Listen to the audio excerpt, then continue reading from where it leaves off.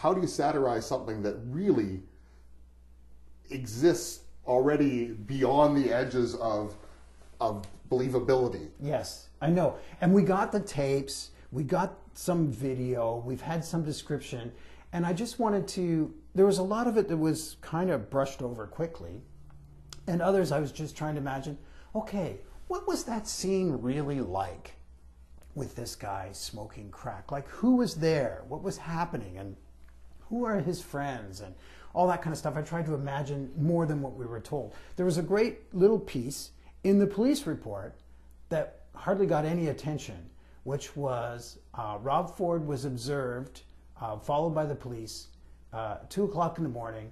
He was in a cemetery at his dad's grave, weeping uncontrollably and drinking. And I thought, that was really passed over quickly. I thought, this is a 44-year-old guy?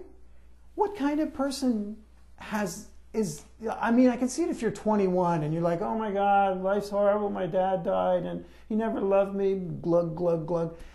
But 44, get your act together, buddy. So anyway, that was in the police report, and I thought, well, we don't know anything about that, really. So I tried to imagine what that was like. So I wrote that into the book. So I tried to expand on stuff that we didn't really know about. Of course, in my book, it's not Rob Ford. It's a guy named Jim Clark.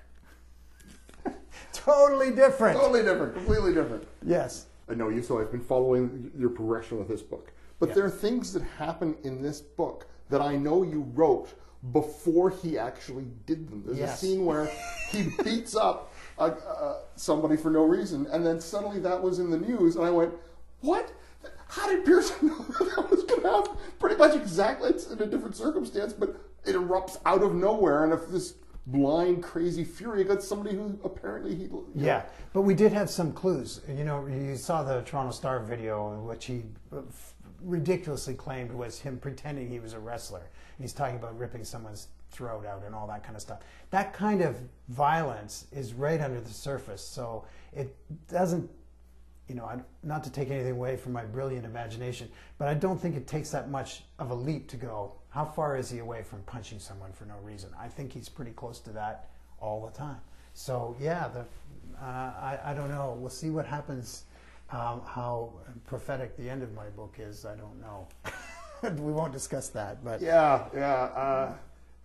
it is a bit of a cautionary tale. At the end of the book, it was like I felt kind of complicit, because we all kind of want low taxes, great service. Exactly. We want someone else to handle it over there. I don't want to see what happens, and that's how guys like this work. Well, also, yes, and they also make, and this is true of the province and everywhere else, but they make these promises that are vague enough, where they say, we're going to lower your taxes, we're going to keep all the services that are important to you. And then someone says, but you're closing the libraries? Yes, we're closing the libraries. Well, those are actually important to me. Well, they're not important to most people. You're closing fire stations? Because I'd really rather my house not burn down. Well, we're closing some. So as long as people see that it's for other people that any inconvenience will go, then they're quite happy to see the taxes lowered.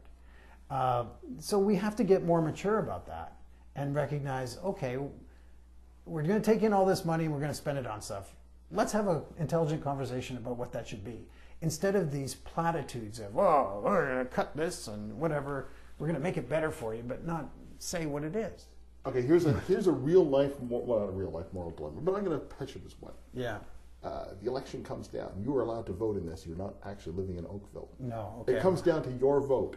And as a comedy writer, you have a choice between somebody who is terribly dull. I'm not saying John Tory is dull. No, I am. Yes. A John Tory dull, but well-meaning person, or comic gold. Yeah. And you're writing for 22. This hour has 22 minutes. Yeah. And like, how do you then choose? Yeah. Like, what is your ethical moment? Because you know, if we didn't have Rob Ford to laugh at, no one would know where Canada was internationally. That's true, but I would rather. I was in Florida a few years ago, and said to someone, I was from Toronto, and they said, "Oh, the film festival, and the Blue Jays, and I hear it's really a clean city. My cousin was there." That's what they said about Toronto. I was in Florida at Christmas.